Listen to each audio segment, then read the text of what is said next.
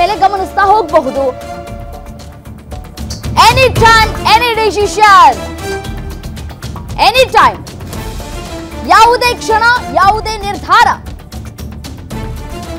ಆದ್ರೂ ಆಗಬಹುದು. ಇಡೀ ಜಗತ್ತಿನ ಚಿತ್ತ ಈಗ ಭಾರತದತ್ತ ನೆಟ್ಟಿದೆ. ಭಾರತ ಏನ್ ಮಾಡಬಹುದು ಅಂತ ಹೇಳಿ ಕಾಯ್ತಾ ಇದೆ. ಬಾಕಿಗಳಿಗೆ ಪಾಠ ಕಲಿಸೋದು ಫೇಕ್ಸ್, ಎರಡು ಮಾತಿಲ್ಲ.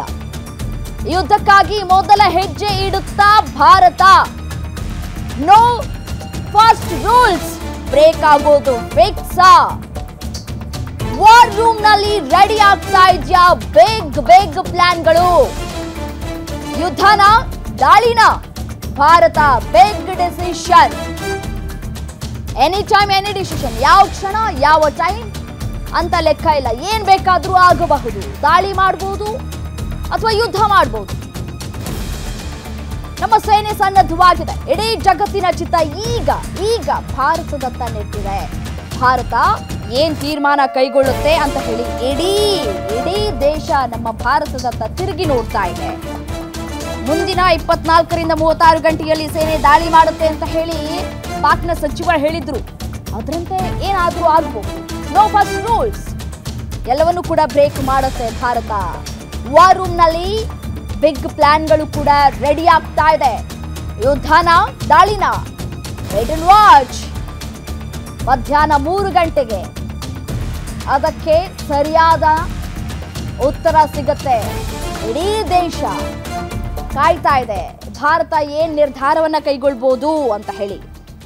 ಭಾರತದ ಟಾರ್ಗೆಟ್ ಗೊತ್ತಾಗ್ತಾ ಇದ್ದಂತೆಯೇ ಪಾಕ್ ಸೇನೆ ಉಗ್ರರ ನೆಲೆಯಿಂದ ಬೇರೆಡೆ ಶಿಫ್ಟ್ ಕೂಡ ಆಗಿದೆ ಅನ್ನುವಂತಹ ಡೀಟೇಲ್ಸ್ ಲಭ್ಯ ಆಗ್ತಾ ಇದೆ.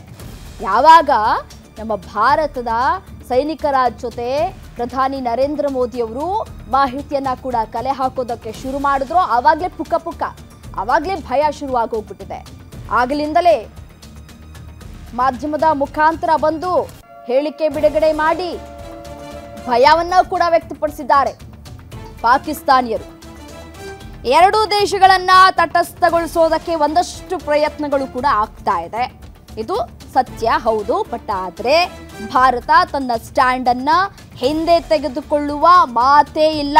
ಯಾವ ಕ್ಷಣದಲ್ಲಿ ಬೇಕಾದ್ರೂ ಯುದ್ಧ ಘೋಷಣೆ ಆಗಬಹುದು ಅಥವಾ ದಾಳಿ ಕೂಡ ಆಗಬಹುದು. ಗೊತ್ತಿಲ್ಲ ಏನಾಗಬಹುದು. ಯುದ್ಧಕ್ಕಾಗಿ ಮೊದಲ ಹೆಜ್ಜೆಯನ್ನ ಭಾರತ ತೆಗೆದುಕೊಂಡ್ರು ಕೂಡ ಪ್ರತಿಯೊಬ್ಬ ಭಾರತೀಯರು ಕೂಡ ಅದಕ್ಕೆ ಸಪೋರ್ಟ್ ಮಾಡ್ತಾರೆ. ಒಂದಲ್ಲ ಎರಡಲ್ಲ 26 ಸಾವಾಗಿರುವಂಥದ್ದು. ಪ್ರವಾಸಿಗರ ಮೇಲೆ ಉಗ್ರರು ದಾಳಿ ಮಾಡಿರೋದು. ಈ ಸಾವಿಗೆ ಪ್ರತಿ ಸಾವಾಗಬೇಕು. ಪ್ರತ್ಯುತ್ತರವನ್ನ ಕೊಡ್ಲೇಬೇಕು ಭಾರತ.